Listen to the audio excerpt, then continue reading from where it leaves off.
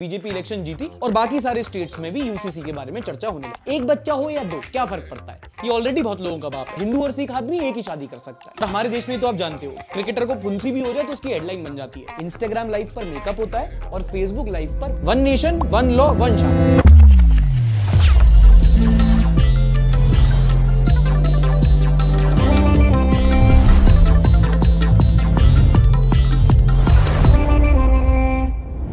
नमस्कार, आदाब and welcome.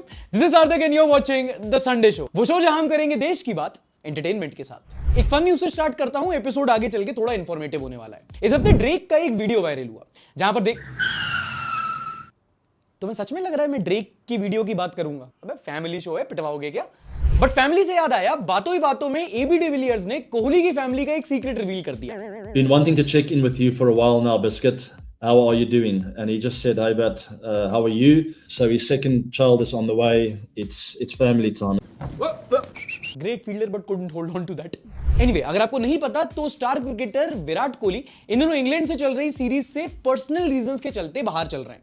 और कई लोग ये अटकलें लगा रहे हैं कि might be because Virat and Anushka are expecting their second child. और हमारे देश में तो आप जानते हो, क्रिकेटर को फुंसी भी हो जाए तो उसकी हेडलाइन बन जाती है। यहां तो बच्चा हो रहा है, कंट्रोवर्सी तो बनेगी।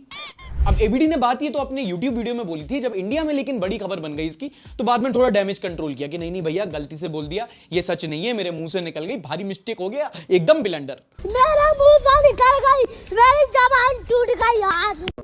Anyway, but dear Indian media, let's not discuss this for two reasons. One, it's his personal life, and two, एक बच्चा हो या दो, क्या फर्क पड़ता है? ये ऑलरेडी बहुत लोगों का बाप है। अच्छा, आगे बढ़ने से पहले आपको इंस्टाग्राम और फेसबुक में एक डिफरेंस पता है? इंस्टाग्राम के ऊपर बेटा स्टॉकिंग करता है और फेसबुक पे पापा। माँ खराब हो जाएगा, मैं माँ अम्मा बहन पे आ जाऊंगा मैं इनकी। कुछ भी बोलता है। इंस्टाग्राम लाइव पर मेकअप होता है और फेसबुक लाइव पर मर्डर। घटना है मुंबई के दहिसर एरिया की, जहां एक फेसबुक लाइव पर शिवसेना के उद्धव ठाकरे फैक्शन के एक लीडर हैं, उनका फेसबुक लाइव पर मर्डर कर दिया गया। शिवसेना के लीडर थे अभिषेक घुसालकर। ये मॉरिस भाई के साथ में फेसबुक लाइव पर थे। अपेरेंटली दोनों की पहले से कुछ अनबन थी, दोनों ने फेसबुक लाइव पर आके उसको सॉर्ट आउट किया, बोला कि आगे अच्छे से काम करेंगे। और उसके चंद मिनटों बाद मॉरिस भाई पहले तो अभिषेक घुसालकर को 3 गोली मार के उनकी हत्या कर देते हैं और फिर खुद को भी गोली मार लेते हैं। खत्म। क्या हो रहा है महाराष्ट्र में? लाइव टीवी पर मर्डर हो रहा है। इससे अच्छा तो हमारा यूपी। Never mind. अगली बड़ी खबर जो कंट्रोवर्सी भी रही, वो ये कि उत्तराखंड असेंबली में uniform civil code UCC bill pass हो गया है। वो एक अब लॉ होगा वहां पर। अब आप में से कई सारे ऐसे जेनजी होंगे जिनको अभी भी नहीं पता होगा कि यूसीसी क्या है। देखो भैया, वो अर्बन कंपनी कैजुअल्स नहीं है, वो है यूनिफॉर्म सिविल कोड। एग्जांपल के साथ समझाता हूं। देखो, मान लो जैसे कि अपन दोनों ने साथ में मिलकर एक बिजनेस स्टार्ट किया, एक जगह जमीन खरीदी और वहां बिजनेस स्टार्ट किया। फिर बाद में मैंने बिजनेस में घपलेबाजी की और जमीन पर कब्जा कर लिया, तो तुम मुझ पर एक सिविल केस फाइल करोगे। लेकिन फिर मैंने तुमको गोली मार दी फेसबुक लाइव पे, तो तुम मेरे पे एक क्रिमिनल केस करोगे। लेकिन वो भी कैसे करोगे? तुम तो, इसलिए कह रहा हूं, पंगा मत लेना मुझसे। But you get my point. अभी जो क्रिमिनल केसेस होते हैं, असॉल्टिंग, किडनैपिंग, मर्डर, इनको साइड में हटा दो।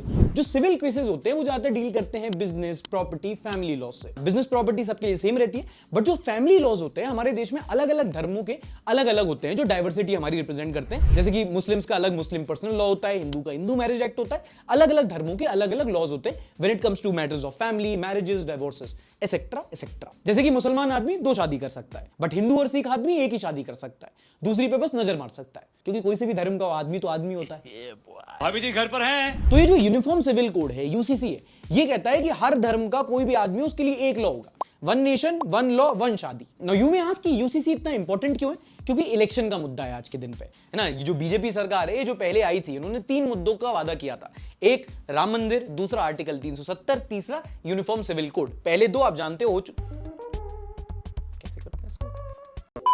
यूनिफॉर्म सिविल कोड, राम मंदिर और आर्टिकल 370, ये दोनों हो गए, बचा यूनिफॉर्म सिविल कोड। ऐसे हो जाता है, ऐसे मतलब उंगलियों का खेल भी कोई चीज होती है।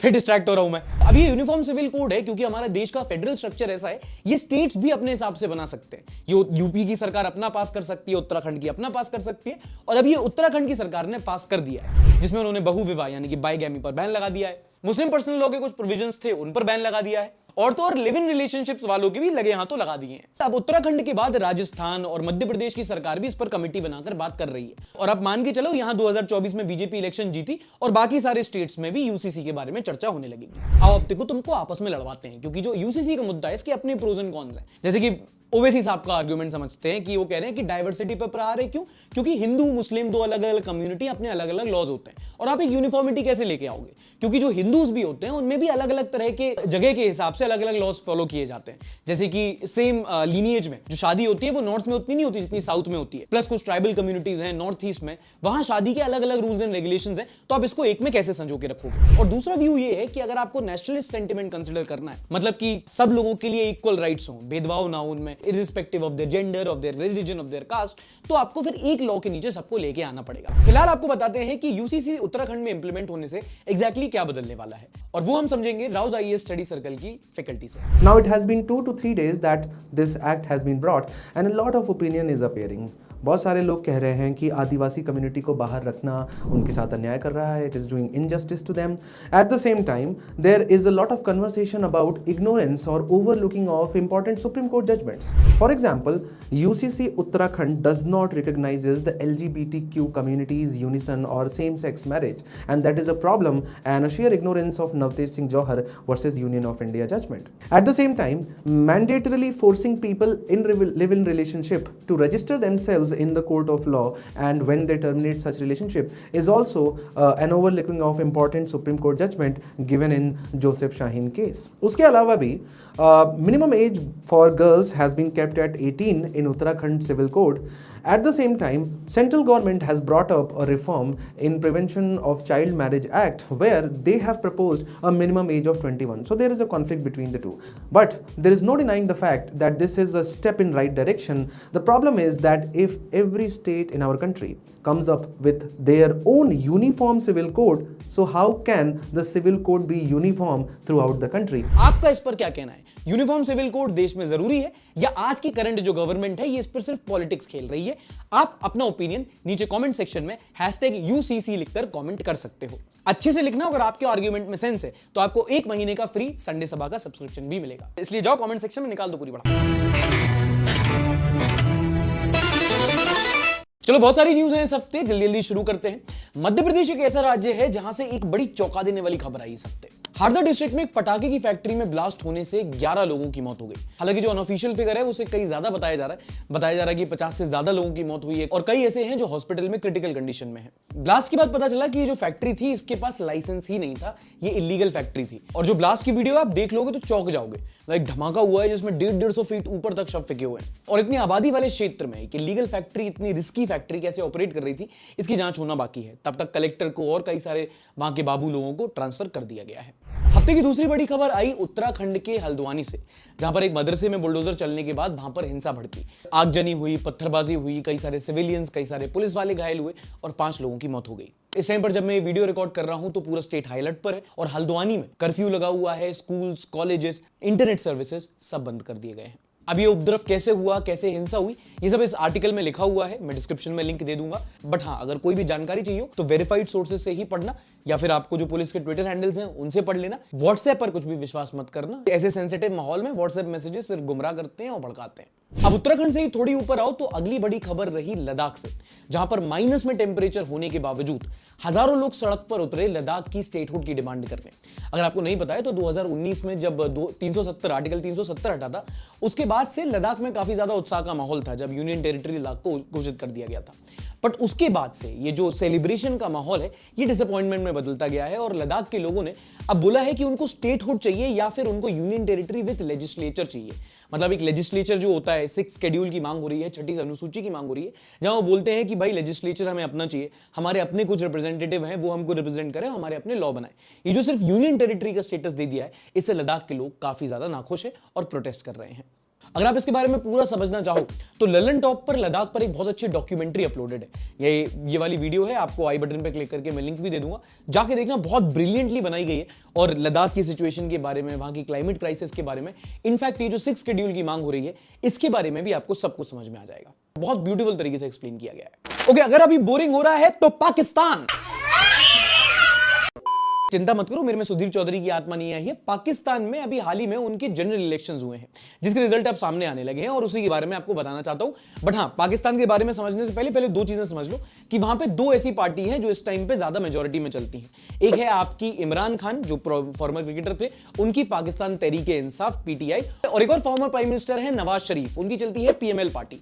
अब पाकिस्तान की पॉलिटिक्स के इस टाइम पे पूरी तरीके से लगे हुए हैं। इमरान खान जेल में है, नवाज शरीफ एग्जाइल में है। पाकिस्तान की जनरल असेंबली में 266 सीट्स हैं और जो भी रिजल्ट आए हैं उसमें इतना समझ में आ रहा है कि नवाज शरीफ की और इमरान खान की पार्टी मिलाकर एक कोalition गवर्नमेंट बना सकती है, but that will be too soon to say, क्योंकि दो फैक्टर हैं, एक तो उनकी आर्मी का फैक्टर और दूसरा आप जानते हो आईटी में बेंच पे बैठे एम्प्लॉय के करियर से ज्यादा अनस्टेबल पाकिस्तान की पॉलिटिक्स है। चलो वापस अपने देश पे आते हैं। आजकल आपको पता होगा कि नॉर्थ साउथ डिवाइड एक ऐसा टॉपिक है जो काफी ज्यादा हेडलाइन में रहता है। इसी हफ्ते कर्नाटका, केरला और तमिलनाडु, तीन ऐसे साउथ इंडियन स्टेट्स हैं जिनके लीडर्स दिल्ली में प्रोटेस्ट पर बैठे और उन्होंने सेंट्रल गवर्नमेंट पे आरोप लगाया कि केंद्र सरकार सदर्न जो स्टेट्स हैं उनके साथ भेदभाव कर रही है और उनको फंड्स रिलीज नहीं कर रही है। इस प्रोटेस्ट में शामिल हुई कर्नाटका की Congress government led by Siddaramaiah, Tamil Nadu की डीएमके गवर्नमेंट और केरला की आधे लोगों को यही नहीं पता होगा कि केरला में कौन सी गवर्नमेंट है। सीएम का नाम नहीं पता होगा केरला के सीएम का नाम बताओ चलो। अरे शशि थरूर नहीं है यार। इतना गलत कैसे हो सकता है भाई? इस हफ्ते एक और बड़ी हाईलाइट रही कि केंद्र सरकार ने 3 फॉर्मर लेजेंडरी लीडर्स को India's highest civilian order Bharat Ratna देने की बात कही है, जिसमें से पहले हैं हमारे देश के former prime minister late PV Narasimha Rao. Sardar Vallabh bhai Patel से कंफ्यूज मत करना, देखने में सेम है बट दोनों हैं अलग अलग। अब जो बड़े बुजुर्ग हैं वो तो पहचान गए होंगे, मिलीनियल जेनजी से हो तो शायद आपको ना पता हो, बट 90s के टाइम पे पीवी नरसिम्हा राव हमारे देश के प्रधानमंत्री रहे थे। इनके करियर की 2 मेजर हाइलाइट्स रही थी जो आपको गिनाना चाहता हूं। पहली तो ये थी कि इन्हीं के टाइम पे देश में लिबरलाइजेशन हुआ था, हमारी इकोनॉमी खुली थी, जिस टाइम पे मनमोहन सिंह जी फाइनेंस मिनिस्टर हुआ करते थे। और दूसरा जो बाबरी मस्जिद का कांड हुआ था, जो बाबरी का ढांचा गिराया गया था, वो तभी गिराया गया था जब पीवी नरसिम्हा राव हमारे देश के प्रधानमंत्री थे, जिसके लिए इनको बहुत क्रिटिसिज्म भी फेस करना पड़ा था। अगर पॉलिटिकल एस्पेक्ट पे क्रिटिसिज्म बताऊं तो वो एक ये था कि नरसिम्हा राव के टाइम पे गांधी परिवार का कांग्रेस पे बहुत कंट्रोल था और ये इतना अच्छा परफॉर्म नहीं कर पाए जितना ये बिना गांधी परिवार के कर पाते। बट इट्स वेरी पॉलिटिकल, यहां वहां के तर्क दिए जाते हैं, अपन उस टाइम पे पैदा ही नहीं हुए थे तो अपन क्या ही जज करें। दूसरे बड़े लीडर जिनको भारत रत्न कहा गया वो है चौधरी चरण सिंह जी, हमारे देश के एक और फॉर्मर प्राइम मिनिस्टर जिनको बहुत बड़ा एक किसान नेता माना जाता है। कहा जाता है कि इनके टाइम पे जो फार्मर रिफॉर्म्स आए वो बहुत ज्यादा थे। इनफैक्ट आज के टाइम पे बिहार में एक बहुत बड़ी पॉलिटिकल पार्टी है जो इनके नाम पे चलती है, इन्होंने इस्टेब्लिश किया था, इन्हीं के पुत्र उनको चलाते हैं। इसमें भी अगर एक पॉलिटिकल एंगल बताऊं तो कहा जा रहा है कि बीजेपी ने ऐसा इसलिए किया ताकि इनके पुत्र आरएलडी को एनडीए में शामिल कर ले। बट तुम ज्यादा कंफ्यूज मत हो, पॉलिटिकल भसाड़ होती रहती है। तीसरी शख्सियत जिनको भारत रत्न से नवाजा गया वो है एमएस स्वामीनाथन, एक एग्रीकल्चरल साइंटिस्ट जिनको ग्रीन रेवोल्यूशन का पायनियर भी कहा जाता है। एक वक्त हुआ करता था जब भारत में जो एग्रीकल्चरल प्रोडक्शन था वो बहुत डेफिसिट पे था, मतलब ज्यादा हम लोग के यहाँ खेती नहीं होती थी। आज के टाइम पे शायद विश्वास ना हो, बट फिर एमएस स्वामीनाथन ने उसको लीड किया और कुछ ऐसी टेक्निक्स लाई जिससे भारत एग्रीकल्चरल डेफिसिट से एग्रीकल्चरल सरप्लस पर आ गया। जो हमारा खाद्य उत्पाद है वो कई गुना बढ़ गया। अगली खबर है हेल्थ से। वर्ल्ड हेल्थ ऑर्गेनाइजेशन यानी कि WHO ने बताया है कि 2050 तक, यानी कि आज से लगभग 25-26 साल बाद, जो कैंसर केसेस हैं उनमें 80% की बढ़ोतरी हो जाएगी। इसका जो मेजर रीजन बताया है वो है हमारा रहन सहन, हमारे खान पान में चेंज। WHO ने बताया कि हमारा जो पोल्यूशन अब हो रहा है, अब खाने की क्वालिटी इतनी अच्छी नहीं रहती, उसकी वजह से जो लाइफस्टाइल चेंजेस हो रहे हैं उसकी वजह से कैंसर के केसेस 80% तक बढ़ जाएंगे। 2050 तक हर साल एनुअली 3.5 करोड़ कैंसर के केसेस आएंगे। और ये जो चेंजिंग लाइफस्टाइल है, जो पॉल्यूशन है, उसका असर हम पे इतना पड़ रहा है। आपने पिछले हफ्ते ही खबर देखी होगी जब आया था कि जब पता चला था कि हमारा जो खान पान है, जो हमारा फूड ग्रेन है, उसकी न्यूट्रिशनल वैल्यू कम हो गई है। और टाइम पर ऐसी रिपोर्ट्स आती रहती हैं कि लाइफस्टाइल पॉल्यूशन के चलते कैंसर के केसेस बढ़ जाएंगे, एल्जाइमर के केसेस बढ़ जाएंगे, एयर पॉल्यूशन के चलते लाइफ स्पैन कम हो जाएगा। And this something I think we have to live with. Technology जैसे बढ़ रही है, हमारी जिंदगी में सहूलियत बढ़ रही है, but at the same time उसके कुछ हेल्थ रिपरकशंस भी हैं जो भाई हमको ध्यान रखना पड़ेगा उसका। चलो खाने पीने से ही रिलेटेड अगली और न्यूज सुन लो। अगर आप चावल खाते हैं तो सरकार ने अपना खुद का ब्रांड भारत राइस लॉन्च कर दिया है, जिसमें वो सब्सिडाइज रेट पर यानी कि 29 रुपीज पर केजी पर आपको अब चावल बेचेंगे। मतलब भारत राइस, जैसे कि आपकी आईटीसी होती है, जैसे बाकी कंपनीज होती है, जो कॉर्पोरेट कंपनीज होती है ना, भारत राइस सरकार की कंपनी होती है, क्योंकि सरकार वैसे ही किसानों से खाद्यान्न प्रोक्योर करती है। अब वो मैन्युफैक्चर करके उसको खुद सब्सिडाइज रेट पर बेचेगी जनता को। इसके पहले सरकार ने गेहूं बेचने के लिए भारत आटा भी लॉन्च किया था। तो अब वंदे भारत, भारत राइस, भारत आटा, भारत वर्ड पे तो सरकार ने कब्जा कर लिया है, which makes me little scared about Sunday Bharat. तू समझा? हाँ नहीं, तू समझा नहीं। But anyway moving on, it's a smart move, क्योंकि सरकार के पास ऑलरेडी स्टॉक रहता है तो उसको वो निकाल सकते हैं, कमाई भी हो सकती है और जनता को भी सस्ते में मिलेगा। I think it's a win win. अगली खबर है महाराष्ट्र पॉलिटिक्स से। अच्छा, आपको पता होगा कि महाराष्ट्र में शिवसेना जैसे 2 गुट में बटा हुआ है ना, उद्धव ठाकरे वर्सेस एकनाथ शिंदे, ऐसे ही वहां की एक और पार्टी है एनसीपी, जो दो गुटों में बटी हुई है, वो जो है शरद पवार और उनके छोटे भाई अजीत पवार की। इन्होंने भी दो अलग अलग पार्टी के गुट बना लिए। और इस हफ्ते बीजेपी ने डिसाइड किया है कि जो अजीत पवार का फैक्शन है, जो एनडीए से जुड़ा हुआ है, वो ही असली एनसीपी पार्टी है। ईसी इलेक्शन का, मैंने बीजेपी बोल दिया क्या? ओह सॉरी, ईसी ने, इलेक्शन कमीशन ने डिसाइड किया। बिल्कुल ऑनेस्ट मिस्टेक, भारी मिस्टेक, ब्लंडर, भारी मिस्टेक हो गया सर, एकदम ब्लंडर हो गया। टॉमटॉम का ट्रैफिक इंडेक्स आया है जिसमें उन्होंने बताया है कि कर्नाटका का बेंगलुरु दुनिया का छठा और देश का सबसे कंजेस्टेड शहर है। मतलब ट्रैफिक के मामले में जब आप बात करेंगे तो देश में जितने भी शहर हैं उसमें बेंगलुरु में सबसे ज्यादा ट्रैफिक लगता है। ऑन एन एवरेज अगर आपको बैंगलोर में 10 किलोमीटर ट्रैवल करना है तो आपको 28 मिनट का समय लगेगा, जो देश की किसी भी सिटी की एवरेज से सबसे ज्यादा है। एंड बैंगलोर, अगर आपको नहीं पता, तो अपने ट्रैफिक प्रॉब्लम्स के लिए बहुत ज्यादा बदनाम है। अभी हाल ही में तो बैंगलोर में इतना लंबा ट्रैफिक जैम लग गया था कि 9 घंटे तक चला था। लोगों ने जैम में फंसे फंसे डोमिनोज का पिज्जा ऑर्डर कर लिया था। और संडे भारत की जर्नी में इन दिनों हम बैंगलोर में ही थे, तो हमने बैंगलोर के लोगों से, वहीं के ऑटो ड्राइवर से समझने की कोशिश की कि आपकी सिटी में इतना ट्रैफिक जैम लगता क्यों है। सुनिए। तरफ थोड़ा ज़्यादा रहता है, पॉपुलेशन ज़्यादा है, इस तरफ गाड़ियाँ ज़्यादा है, सब लोग निकलता है ऑफिस के लिए तो इसी रूट से जाते हैं तो ट्रैफिक ज़्यादा हो जाता है। आपको पता है बैंगलोर का ट्रैफिक पूरे इंडिया में फेमस है। हाँ सर, ज्यादा लोग बेंगलुरु में स्टे करते हैं। अभी पूरा सॉफ्टवेयर कंपनी इधर ही है। पूरे लोग नॉर्थ से, दिल्ली से, कलकत्ता, पूरे लोग इधर ही मिलते हैं आपको। अच्छा, बेंगलुरु में कौन सा स्टेट का आदमी हो, पूरे लोग इधर मिलता है। और आखिरी खबर आप सबसे जुड़ी हुई है, एंड स्पेसिफिकली अगर आप इंटरनेट यूज करते हैं, जो अगर आप ये वीडियो देख रहे हैं तो आप करते ही हैं, तो ध्यान से सुनना। इन दिनों देश में एक बड़ी समस्या हो गई है, वो है साइबर क्राइम्स, जो फाइनेंशियल फ्रॉड्स होते हैं उसको लेकर। इसी को लेकर एक लोकसभा रिप्लाई में पता चला है कि बीते वर्ष देश में लगभग 11 लाख साइबर क्राइम के केसेस रिपोर्ट हुए, जिसका टोटल लॉस जो फ्रॉडस्टर्स ने लोगों से स्कैम किया उसकी वैल्यू थी 7,500 करोड़ रुपए, जिसमें मेरे 750 रुपए भी शामिल थे।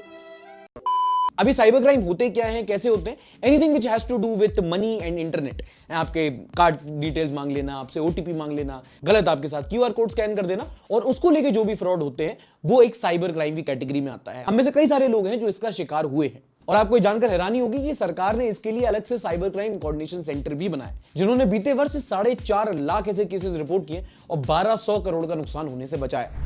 कहने का मतलब आपको बेसिकली है कि कई बार हम सोचते हैं कि अरे यार, अब वो ऑनलाइन ओटीपी किसी ने किया, वो गया तो गया, वो पैसे का नुकसान हो गया, अब जाने दो। नहीं जाने दो।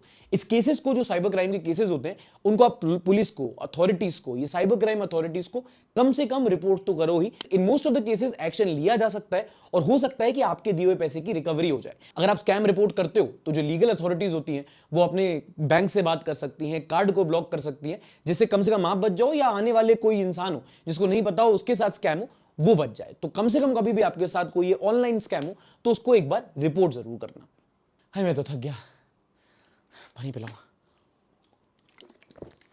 चलो नॉनसेंस न्यूज देखें।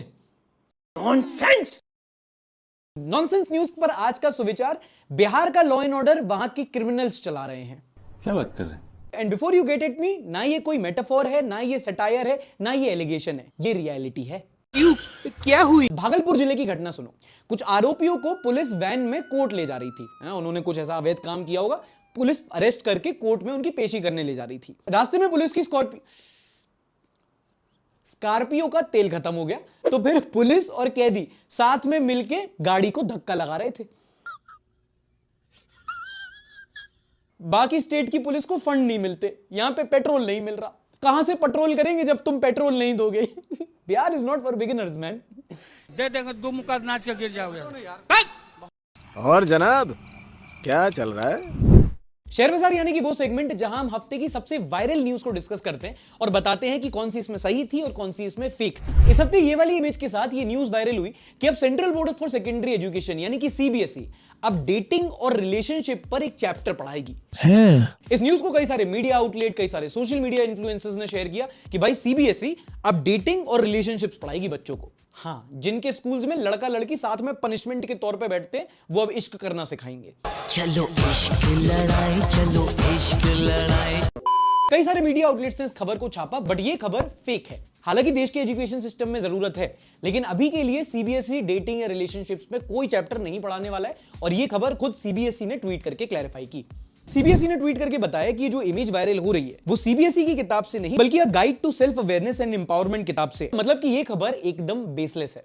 बट लोगों का पप्पू इसलिए बना क्योंकि इमेज थी बड़ी सही है। जो ऐसे दिखाया गया ना चैप्टर, लोगों ने कहा यार ये तो बड़ी अच्छी बात हो रही है, तो बड़ा पॉजिटिव चीज है, सीबीएसई तो बहुत अच्छी बात सिखा रही है। ये पढ़ो, dating and relationships, understanding yourself and other person. Quote सुनो, a great relationship is about two things, first appreciating the similarities and second respecting the differences. Respecting the differences? But भाई कैसे डिफरेंसेस भी तो देखो तुम। मेरी फेवरेट पिक्चर हंगामा, उसको पसंद कोरियन ड्रामा। मैं श्री राम जानकी पे वाइब करूं, वो टेलर स्विफ्ट सुनिए।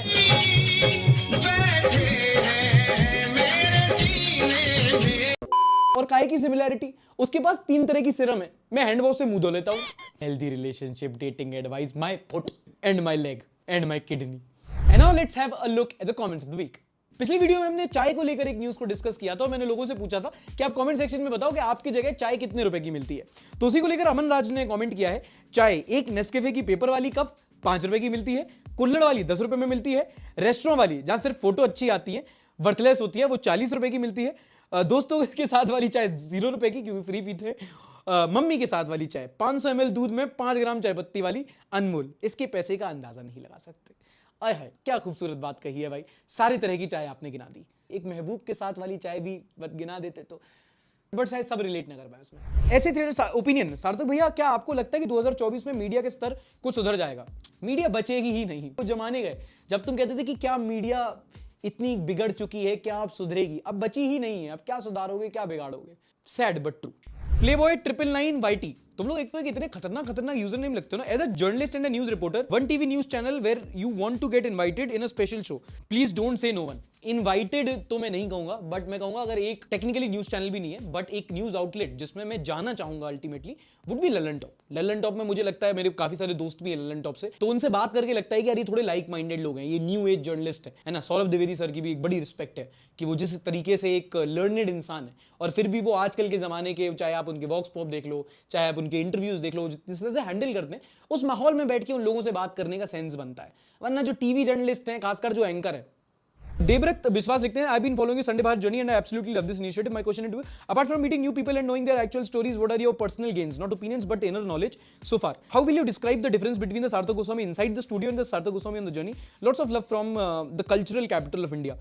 देवव्रत विश्वास भाई, I think that's a very good question यार, by the way it's a personal question, but मैं यार यही बोलूंगा कि जब आप एक ग्रीन स्क्रीन के सामने या फिर आप एक सेट स्टूडियो एनवायरनमेंट में ना आप बहुत टाइम तक रिकॉर्ड करते हो तो आपकी कैमरा स्किल्स तो इंप्रूव हो जाती हैं, बट आप जब ग्राउंड पे जाते हो तो it's a different sort of environment and different sort of skill set you need. ऐसे में भी जब आपको मैं 50 न्यूज पे बात करके उनकी कॉन्टेक्स्ट बता देता हूं, वो इसलिए बता पाता हूं क्योंकि ग्राउंड पे जाके 4 लोगों से बात करने का मौका मिल पाता है ना। वो जरूरी है करना मेरे प्रोफेशन में, है ना। वो अगर मैं रोड पे जाके चप्पलें नहीं घिसूंगा तो यहाँ पे बैठ के मैं आपको राजस्थान की या कर्नाटका की या फिर हिमाचल के अलग अलग जगह की अलग अलग स्टोरीज नहीं बता पाऊंगा। तो ये ना, ये एक पैशन प्रोजेक्ट नहीं है, मेरे करियर के लिए एक नेसेसिटी भी है कि जाके ग्राउंड रियलिटी बता रहा है। वरना आजकल तो कई सारे यूट्यूबर जो आजकल बुक शेल्फ के सामने बैठ जाते हैं, ग्रीन स्क्रीन के सामने बैठ के 50 तरह की बातें करते हैं, बट ग्राउंड के मामले में, ग्राउंड रियलिटी उनको घंटा कुछ नहीं पता।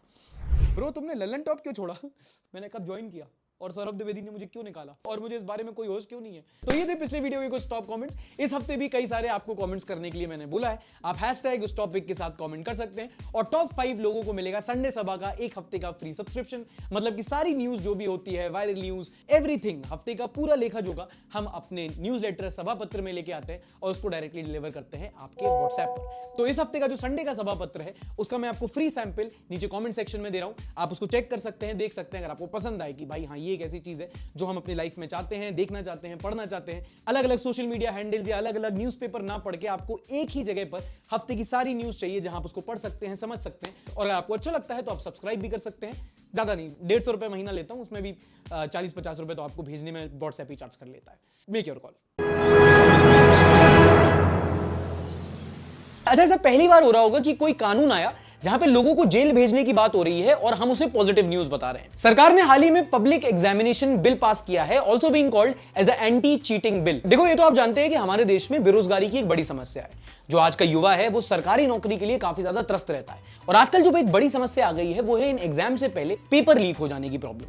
आजकल हम जब कई सारे स्टेट्स में जा रहे हैं तो जब बात करते हैं यूथ से, वो बोलते हैं कि भैया क्या बताएं कि हम सालों सालों प्रिपेयर करते हैं और फिर बाद में अल्टीमेटली जाके पेपर लीक हो जाता है, हमारा पूरा साल बर्बाद हो जाता है। अगर मैं अनएम्प्लॉयड सेटिस्फाइड हूँ। मैं अपने पढ़ाई करके पूरा तैयार होकर के एग्जाम देने के लिए आ जाता हूँ और यहाँ पे आते ही मालूम पड़ जाए कि भाई पेपर लीक हो गया, हमने इतनी मेहनत की वो सब मिट्टी में मिल गई, तो थोड़ी बहुत दिक्कत होती है। गरीब परिवारों से जो बिलोंग करते हैं उन बेचारों की हालत क्या होगी ये अपन सोच सकते हैं, क्योंकि अपन तो यहाँ बैठे हैं। और जो कॉम्पिटिटिव एग्जाम के पेपर होते हैं, सरकारी जॉब्स के पेपर होते हैं, उनमें हालत तो और खराब है। अगर आपको आंकड़ों से बताऊं तो पिछले 5 सालों में 16 अलग अलग राज्यों में से 50 मौके हुए जहां पर पेपर लीक्स हुए हैं और इससे 1.5 करोड़ बच्चे इफेक्ट हुए हैं। इनफैक्ट इतनी बड़ी समस्या है कि हाल ही में राजस्थान में तो इसके चलते अशोक गहलोत की सरकार गिर गई। लोग वहां पर बता रहे थे कि हालत इतनी खराब हो चुकी थी कि अगले दिन सुबह पेपर है और रात को लोग वैन में पेपर बेच रहे हैं या आंसर की बेच रहे हैं। इसी को लेकर सरकार ने ये एंटी चीटिंग बिल निकाला है, जिसके तहत अगर कोई पेपर लीक करते हुए या फिर चीटिंग करवाते हो या फिर रिजल्ट टैंपर करते हुए पकड़ा जाता है तो उसको 10 साल तक की जेल और 1 करोड़ रुपए तक का फाइन लग सकता है। और इस बिल के तहत इस क्राइम को नॉन बेलेबल और कॉग्निजेबल ऑफेंस माना गया है,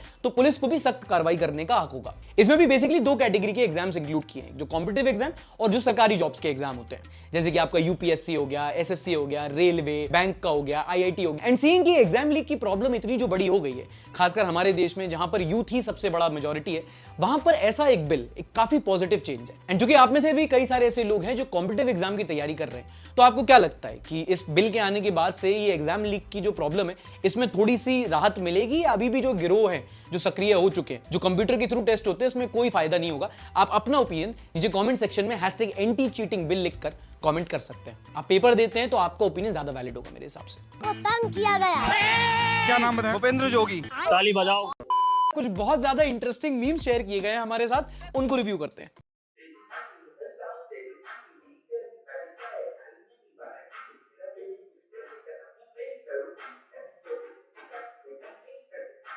शांतिनी तू हमें बहुत बड़ा जी हैवी ड्राइवर आते ही सबकी मौत। BJP knows how to target this new generation.